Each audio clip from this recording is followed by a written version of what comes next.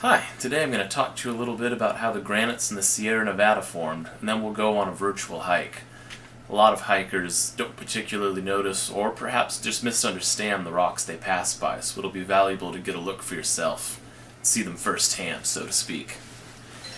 Now, they first began forming millions of years ago when California, as part of the North American plate, overrode the Farallon plate, which was being subducted underneath it. As the Farallon plate went deeper and deeper, melting occurred, down where my index finger is. And as the melt began to rise through the mantle, it began to merge together. A blob here, blob there, blob here. They all ran together to form this long north-south line of granite that's the core of the Sierra Nevadas today. They were later uplifted and then eroded for us to see. And we're going to go see them today at the Lochleven Trail off the Big Bend exit of I-80.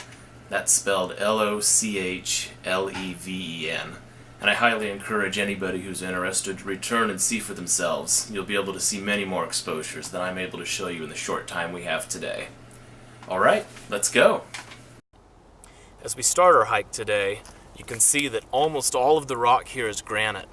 And yet there are some inclusions in the granite which look like they don't belong. We have one right here. You can see it's clearly more darkly colored than the rest of the rock surrounding it. This is called a xenolith. Xenolith means foreign rock, and that's what it is. It's not part of the granite.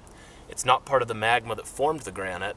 This is part of the wall of the magma chamber that broke off and fell into the magma, but did not melt completely, and is now preserved for us. As we continue our hike today, we're going to look for more of these. These are clues which tell us where we can find the wall of the magma chamber.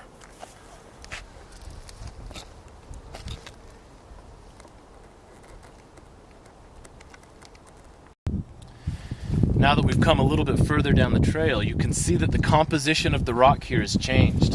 The xenoliths are no longer isolated and rare. They're just everywhere. All of this dark rock. And some of them are huge. This one's much, much larger. And now if you look at this one, you can really see a bit of a side note that it melted just enough to bend and to finish up this xenolith, but not enough to be fully absorbed. And now the size and the sheer number of xenoliths in this area tell us that we're getting closer and closer to the wall of the magma chamber and that we're on the right track.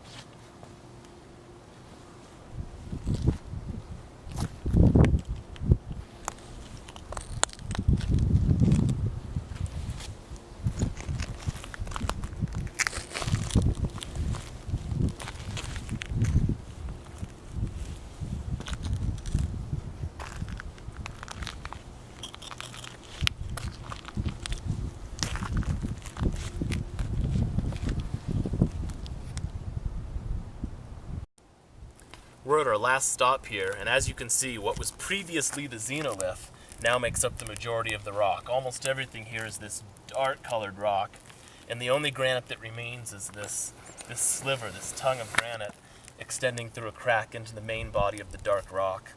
And this is how we know now we've passed the wall of the magma chamber.